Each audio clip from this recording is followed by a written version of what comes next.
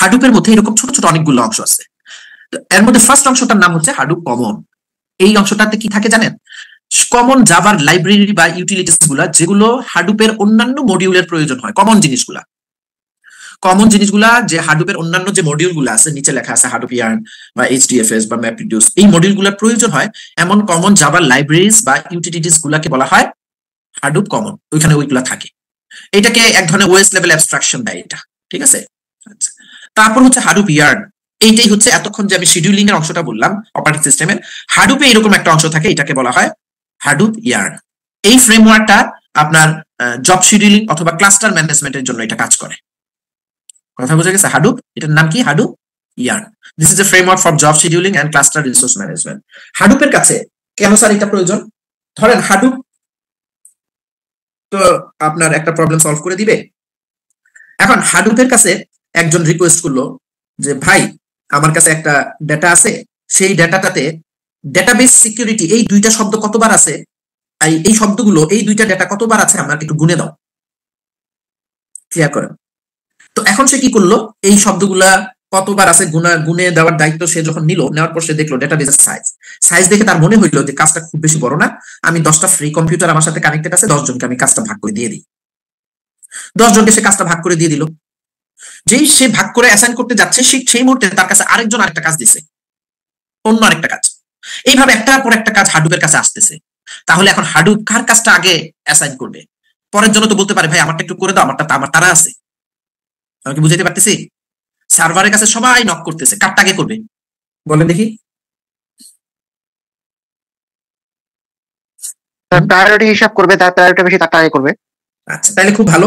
আপনি যখন sir first in first out. আচ্ছা, যে প্রায়োরিটির কথাটা বললেন তাকে एग्जांपल দেই। আপনি যখন ব্যাংকে গেলেন, আপনি ব্যাংকে ঢুকছেন 10টার সময়, এখন দেখলেন আপনার পরে এসে লোকজন বিল দিয়ে চলে যাচ্ছে, তার প্রায়োরিটি বেশি। আপনার বিকাল 3টা বেজে গেছে, 5 ঘন্টা ধরে আপনি বিল দিতে পারলেন না, আপনার ভালো লাগবে? না স্যার। না স্যার। ওই যে প্রায়োরিটির কথা বলছেন তা সে বলেন ভালো লাগবে? না স্যার। তাহলে আপনি কেমনে বলবেন এখানে যার প্রায়োরিটি বেশি তারে দিবেন? দুনিয়াতে কি যার প্রায়োরিটি বেশি তাকে গুরুত্ব দেওয়াটা কি ন্যায় নীতি বলে? বাট কখনো দিতে হয়। আপনি আগে আসছেন, কিন্তু পরে এসে আপনি পিছনে তাকায় দেখলেন একজন বৃদ্ধ মহিলা আসছে, যার বয়স হচ্ছে 70-এর উপর, উনি বাসায় কেউ নাই, একা নিজে বিল দিতে আসছে, আপনি কি আগে দিবেন নাকি তাকে আগে দিবেন? টাকা আগে দিবে স্যার। তাহলে আপনার কি সিদ্ধান্ত হইল, কোন জবকে আগে দিবেন? স্যার ইম্পর্টেন্সের উপর বেস করে। তার মানে তো আর অ্যালগরিদম অনেকগুলো থাকতে পারে, বিভিন্ন ধরনের অ্যালগরিদমের মধ্যে আপনি বেস্ট অপটিমাম অ্যালগরিদম চুজ করবেন। যে আগে আসবে তাকে আগে দিতে পারেন। আবার এমনও হয় যে আপনি বিল দিতে আসছেন, আপনার কাছে নিয়ে আসছেন আজ তো বিল্ডিং এর বিল 10টা ফ্ল্যাটের, আপনার বিল নিতে লাগবে প্রায় 1 ঘন্টা। পিছনের মানুষটা বিল নিয়ে আসছে তার মাত্র 2 রুমের এক বাড়ি, যে বিলটা নিতে লাগবে 2 মিনিট। এখন আপনার কি মনে হবে, ভাই ঠিক আছে আপনারটা দিয়ে চলে যান, আমার একটু সময় লাগবে, আমি আগে আসছি তারপর আপনি দিয়ে চলে যান, বলেন না অনেক সময়? জি স্যার। কি এই কিছুক্ষণের মধ্যে আমরা 3 রকমের সিদ্ধান্ত দিলাম। যে আগে আসবে তারে কখনো দেই, যার বৃদ্ধ মহিলাকে কখনো আগে দেই, যার বিল দিতে অর্থাৎ প্রসেসরে টাইম কম লাগবে তাকে কখনো আগে দেই। তার মানে বিভিন্ন ধরনের জব শিডিউলিং অ্যালগরিদম আপনাকে তৈরি করতে হবে। হাডুপ এগুলো আছে, ওগুলোকে আপনার অর্গানাইজেশনের ডিমান্ড বুঝে ফ্রেমওয়ার্কটাকে ডিজাইন করতে হবে। এবার বোঝা গেছে? জি স্যার। নেক্সট যে মডিউলটা হাডুপে আছে সেটার নাম হচ্ছে HDFS, Hadoop distributed file system. Hadoop distributed file system এটা কেন স্যার? অপারেটিং সিস্টেমও কিন্তু এরকম একটা ফাইল সিস্টেম আছে। আপনি যখন অপারেটিং সিস্টেমটা ইনস্টল করেন, এটা কিন্তু হার্ডওয়্যারের সাথে সফটওয়্যারের এক ধরনের মেলবন্ধন তৈরি করে। আপনার অপারেটিং সিস্টেমে ইনস্টল হতে হতে প্রত্যেকটা হার্ডওয়্যারকে সে মানে চিনে নেয়। তার কাছে অচেনা লাগলেই সে কিন্তু আটকাই দিবে ইনস্টল করা। সে তাদেরকে চিনে নেয়, আপনার কম্পিউটারের থেকে বুট হইতে মানে বিশাল একটা প্রসেস। এত কিছু হওয়ার সময় আপনার এই কম্পিউটার অন্যান্য যে সফটওয়্যার গুলো আছে বিভিন্ন ধরনের, সেই সফটওয়্যার গুলো যেন এই অপারেটিং সিস্টেমটার আন্ডারে মানে সাকসেসফুলি চলতে পারে সেই ব্যবস্থাও থাকে। এখন যেটা বলার চেষ্টা করছি, আপনি যখন অপারেটিং সিস্টেমটা ইনস্টল করেন, কোনো একটা পর্যায়ে ফাইল সিস্টেম নিয়ে একটু অপশন সিলেক্ট করে দিতে হয়, কখন সেটা এবং কি করতে হয়। আমরা যখন স্টুডেন্ট ছিলাম আমাদের একটা নেশা ছিল কি জানেন? তখন তো বহু আগের কথা বলছি, 96 এর কথা, প্রায় 27 বছর আগের কথা। 96 এ জুন মাসের পরে জুলাই মাসের দিকে প্রথম জুলাই না অগাস্টের দিকে প্রথম কম্পিউটার কিনি আমি। সেই সময় কম্পিউটার দাম ছিল অনেক, 42,000 টাকা। 96 ড্যাফোডিল থেকে নিয়েছিলাম। সেই সময় 42,000 টাকা মানে কিন্তু হিউজ।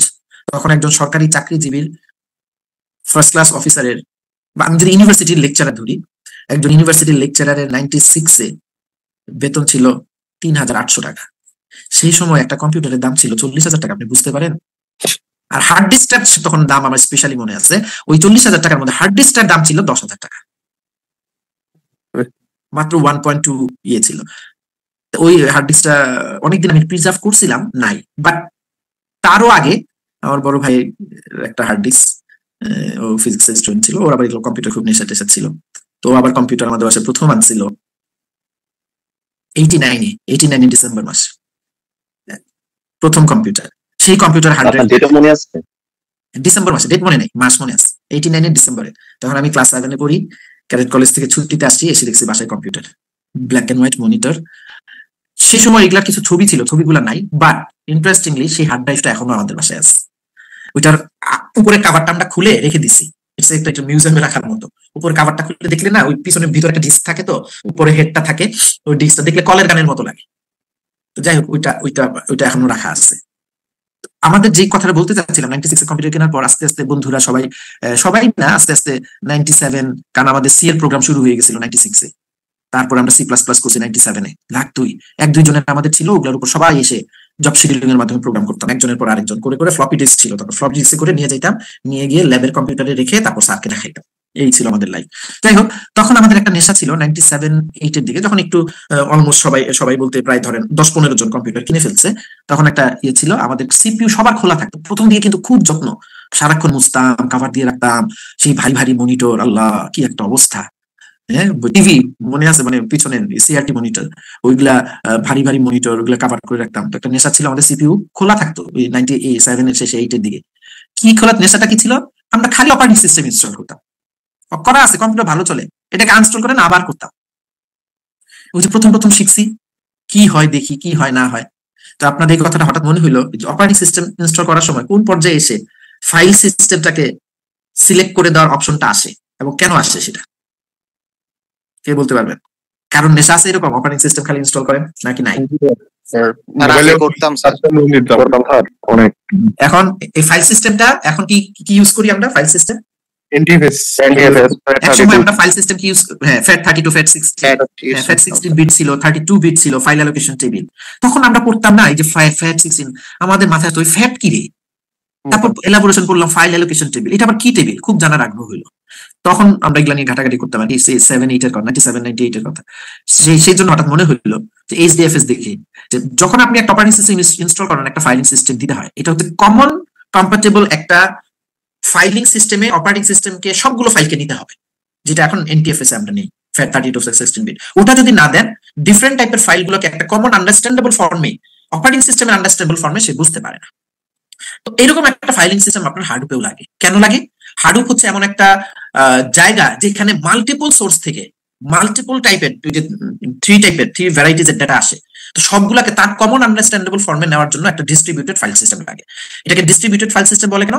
কারণ এই STFS টা আপনার হাডুপ প্রসেসের যতগুলা ছোট ছোট কম্পিউটার আছে সবগুলোর মধ্যে এটা ইনস্টল করা থাকে, এর জন্য এটা ডিস্ট্রিবিউটেড ফাইল সিস্টেম বলে। ফোর্থ মডিউল হচ্ছে হাডুপের ম্যাপরেডিউস, লাস্ট বাট নট লিস্ট, সবচেয়ে গুরুত্বপূর্ণ মডিউল। এই মডিউলটার মধ্যে ম্যাসিভলি প্যারালাল প্রসেসিং হয়। এই মডিউলটার মধ্যে ম্যাসিভলি প্যারালাল প্রসেসিং হয়। এই ম্যাসিভলি প্যারালাল প্রসেসিংটা ম্যাপরেডিউস অ্যালগরিদমটার মধ্যে হয়। যদি ম্যাপরেডিউস অ্যালগরিদমটা না থাকতো, তাহলে এই ম্যাপরেডিউস অ্যালগরিদমটাই আসলে ওই যে অ্যাসাইন করে দেওয়া, রেজাল্ট কালেক্ট করা, সব অংশ সফটওয়্যারের এই অংশটা করে। ঠিক আছে? তো এই 4টা অংশ নিয়ে বেসিক্যালি আপনার হাডুপটা তৈরি। এখন এই হাডুপটার আরেকটা ছবি আমি দেখাই, যে আপনি যদি কখনো হাডুপ ইনস্টল করেন, ছবিটা হবে এরকম। আপনি 5টা কম্পিউটার নিয়ে কাজ করতে চান, তার মধ্যে একজনকে আপনি বস রাখবেন, তাকে আমরা বলি মাস্টার নোড। বাকি 4টা হচ্ছে তার সাথে কানেক্টেড, এরা হচ্ছে স্লেভ নোড। নামটা শুনতে কিন্তু পিকুলিয়ার লাগে না? মাস্টার নোড, স্লেভ নোড, অথবা নেম নোড, উপরেরটাকে নেম নোড আর নিচের গুলাকে স্লেভ নোড এই নামে ডাকতে পারেন, অথবা উপরেরটাকে মাস্টার নোড আর নিচের গুলাকে ডেটা নোড বলতে পারেন। এইভাবে প্রত্যেকটা সিস্টেমের মধ্যে একটা জব ট্র্যাকার থাকে, ওই যে জব শিডিউলিং অংশটা। আবার প্রত্যেকটা স্লেভ নোড বা ডেটা নোডের মধ্যে একটা টাস্ক ট্র্যাকার থাকে, কারণ প্রত্যেকটা ছোট ছোট কম্পিউটারে আবার অনেকগুলো টাস্ক আসে বিভিন্ন সময়, সেই টাস্কগুলোকে একসাথে করে একটা মানে ফাইনাল রেজাল্টটা সার্ভারকে পাঠাতে হয়। ঠিক আছে? আচ্ছা, এইখানে একটা একই জিনিস, ধরেন এখান থেকে ইউজার একটা রিকোয়েস্ট দিল ক্লায়েন্ট মেশিন, তো হাডুপের মাস্টার নোড হচ্ছে সে কি করলো, তার সাথে কানেক্টেড 5টা স্লেভ নোড আছে, স্লেভ নোড গুলো আমাদের কাজগুলো ভাগ করে দিল।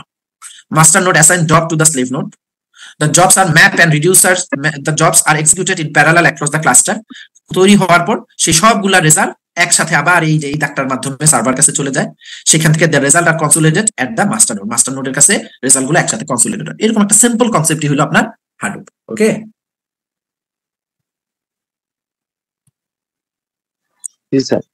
নেক্সট হচ্ছে এইটারই একটা ডিটেইল ছবি হচ্ছে এটা। এটা হচ্ছে নেম নোড সার্ভার, এটার মধ্যে সব কিছু আছে। এইগুলো হচ্ছে আপনার এক একটা ডেটা নোড, তাদের মধ্যে আলাদা আলাদা একদম সব স্টোরেজ থাকবে, র্যাম থাকবে, প্রসেসিং ক্যাপাবিলিটি থাকবে, সবকিছু থাকবে। তাহলে স্যার মাঝখানে এটাকে জব ট্র্যাকার, এটা আলাদা একটা কম্পিউটার রাখছে শুধু জবগুলোকে ট্র্যাক করার জন্য, না রেখে আপনি সরাসরি নেম নোডের সাথেই সবাই ডেটা নোডগুলোকে কানেক্ট করতে পারবেন। বিভিন্ন ধরনের আর্কিটেকচার হয়। এখন আসেন ম্যাপ রিডিউস অ্যালগরিদম কিভাবে কাজ করে সেটা আমরা দেখবো। ম্যাপ রিডিউস অ্যালগরিদমটা দুইটা পার্ট, একটাকে বলা হয় ম্যাপিং টাস্ক, আরেকটাকে বলা হয় রিডিউসিং টাস্ক।